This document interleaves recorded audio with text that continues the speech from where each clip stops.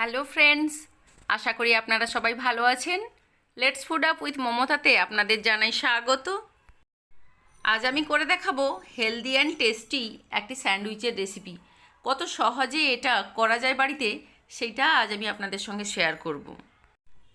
আমি স্যান্ডউইচ বানানোর জন্য প্রথমে ছোটো চামচের 1 চামচ এখানে কাঁচা জিরে নিয়েছি, আদা পেস্ট নিয়েছি 1 চামচ, আর এটা হচ্ছে বিটরুট, এটাকে গ্রেড করে নিয়েছি, কিছুটা বিনস গ্রেড করেছি এইভাবে দেখুন পাতলা করে, আর টমেটো অল্প করে ছোটো ছোটো করে কুচিয়ে নিয়েছি, কিছুটা ফুলকপিকে গ্রেড করে নিয়েছি, আর একটা পেঁয়াজকে ছোটো ছোটো করে কেটে নিয়েছি, কাঁচা লঙ্কা দুটো কুচিয়ে নিয়েছি। আর দেখুন আমি একটা বড় আলু সেদ্ধ করে গ্রেড করে নিয়েছি, আর একটা ডিম সেদ্ধ করে সেদ্ধ ডিমটাকেও ভালো করে গ্রেড করে নিয়েছি। এগুলো দিয়ে আমি স্যান্ডউইচের পুরটাকে তৈরি করব। আর স্যান্ডউইচটা করার জন্য আমি ব্রাউন ব্রেড নিয়েছি। দেখুন ব্রাউন ব্রেডটা হচ্ছে আটা দিয়ে তৈরি হয়, গমের আটা, সেই জন্য এটা হেলদি। আমি পুরটা করার জন্য একটা কড়া বসিয়ে অল্প পরিমাণ তেল দিয়ে দিলাম। সামান্য একটু তেল দিয়ে তেলটা গরম হয়ে গেলে এর মধ্যে আমি যে জিরে নিয়েছিলাম কাঁচা জিরে, সেটা ফোড়ন হিসেবে দিয়ে দেব। দেখুন আমি কাঁচা জিরেটা দিয়ে দিলাম।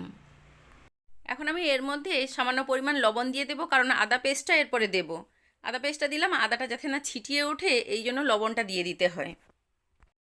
আদার কাঁচা গন্ধটা চলে গেছে, এখন আমি যে কেটে রেখেছিলাম ভেজিটেবলসগুলো সব দিয়ে দিলাম এর মধ্যে, দিয়ে এগুলোকে ভালো করে আমি নাড়াবো। এই স্যান্ডউইচটা কিন্তু বাচ্চা থেকে বড় সবাই খেতে পারবে, এটা খুব হেলদি হয় আর খুব টেস্টিও। আর যারা সবজি খায় না তাদেরকে নিমেষেই কিন্তু এভাবে সবজি খাওয়ানো যাবে, আর কোনো টেনশন থাকবে না। দেখুন এই যে টমেটোগুলো গলে গেছে, খুব ভালো করে এটা ফ্রাই হয়ে এসছে। এখন আমি এর মধ্যে যে আলুটা সেদ্ধ করে গ্রেড করে রেখেছিলাম সেই আলুটা দিয়ে দেব।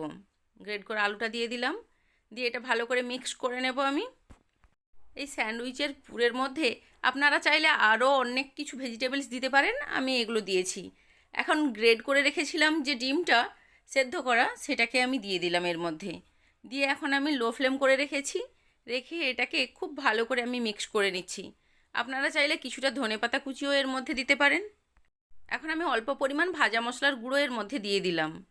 আপনারা চাইলে এর মধ্যেও একটু অল্প পরিমাণ ঘিও দিতে পারেন, তাহলে ফ্লেভারটা আরও ভালো আসবে। দেখুন খুব সুন্দরভাবে পুরটা হয়ে গেছে রেডি। এই স্যান্ডউইচ কিন্তু খুব সহজেই বাড়িতে বানানো যায়, আপনারা একবার ট্রাই করবেন, দেখবেন খুব ভালো হবে।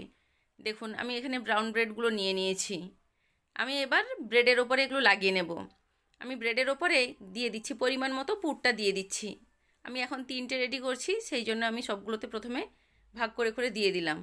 তারপরে এটাকে খুব ভালো করে আমি ছুরির সাহায্যে সমান করে এর মধ্যে লাগিয়ে নিচ্ছি। এই স্যান্ডউইচটা এত টেস্টি হয়, আর এটা হেলদিও, আর খেলে পেটটাও ভরে যায় আর মনটাও ভরে যায়। দেখুন এইটা কিন্তু দারুণ হচ্ছে। আপনাদের উৎসাহ ও ভালোবাসা পেলে আমি আরও নতুন নতুন রেসিপি কিন্তু আপনাদের সহজভাবে করে দেখাবো। আর যারা আমার চ্যানেলটি প্রথমবার দেখছেন, অনুরোধ করব সাবস্ক্রাইব করে রাখবেন, তাহলে আমার সমস্ত রান্নার রেসিপির আপডেট সবার আগে আপনারা পেয়ে যাবেন।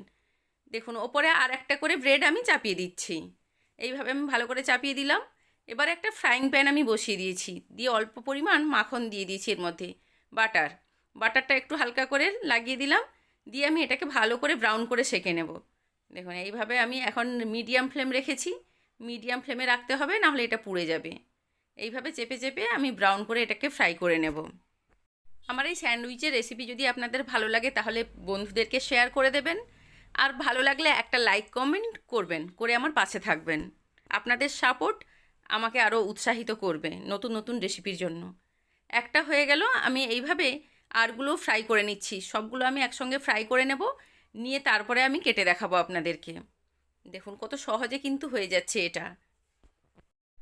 এক এক করে সবগুলো কিন্তু আমি ফ্রাই করে তুলে নিয়েছি। দেখুন এইভাবে সবগুলো আমার হয়ে গেছে, এখন কেটে নেব।